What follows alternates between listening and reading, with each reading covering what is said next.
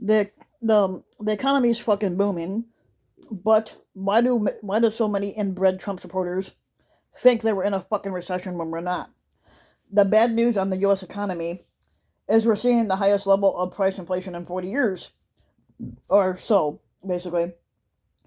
Now, the silver lining is the economy is growing at the silver lining on this is that the economy is growing at a steady pace. It grew 7% on an annual basis in the last quarter of 2021, and the unemployment was down to 4% in January.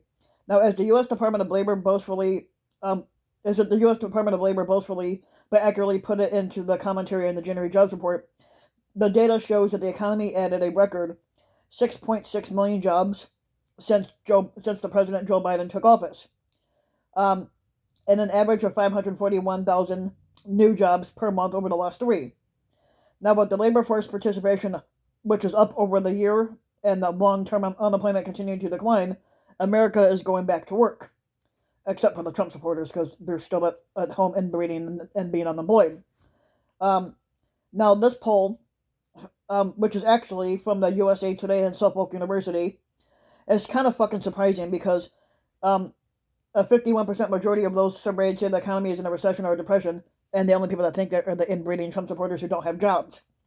Um, and they're saying it's the gloomiest outlook in 6 years. According to the Federal Reserve Bank of San Francisco, a recession is defined as a significant decline in economic activity that's spread across the economy, which lasts more than a few months. Normally, which is visible in the in the gross domestic product, real income, employment, industrial production, and the wholesale retail sales. Now, all of these indicators are currently positive. A depression is defined as a more severe version of a recession. The Great Depression of the 1930s was a sustained period of economic stagnation with falling prices and a very high unemployment rate. You don't have to be a student of economics or follow economic indicators closely to understand that inflation and recession don't usually coincide together, except during the 1970s experience of a stagflation, which is not happening at the present time. Most Americans can remember all the way back to May of 2020 when the unemployment rate was 13%, and that was when Trump was still squatted in the White House, which is more than triple what it is today. And today's ubiquitous help wanted signs are not something that you saw back in 2020, or for that matter, in October 2009 when unemployment maxed out at 10%, during the Great Recession. It's possible, though, that an awful lot of people think recession or depression just means economic trouble, even if the problem at hand, inflation, is the exact opposite of, well, the recession or depression. Today, as the Atlantic's Annie Lowry suggests, something more fundamental is going on. The economy is booming and people feel terrible. The strange situation is born of a strong partisanship, complicated economic factors, changes in voter ideology, and the broader state of the world altogether. The gap between Democrats and Republicans' consumer expectations rose from roughly 20 to 25 points during George W. Bush and Barack Obama's presidencies to more than 50 points during the time that Donald Trump was squatting and Joe Biden taking office last year. It's not just the Republicans feeling bad about the economy, Lowry notes, but the chaotic withdrawal from Afghanistan, the Delta and the Omicron variant, coronavirus variant waves, and the sputtering of the Democrats' election reform and social infrastructure bills, and perhaps most of all, the false assurance that the inflation will be temporary.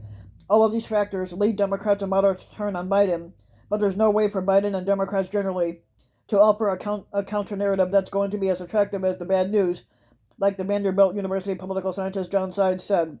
It's been very hard for Democrats or any Republican to feel optimistic. Now, Americans, on the other hand, may soon get a refresher course on what a real recession looks like if the Federal Reserve Board chooses to jack up interest rates to fight the inflation, which is likely to slow down economic growth and boost the unemployment.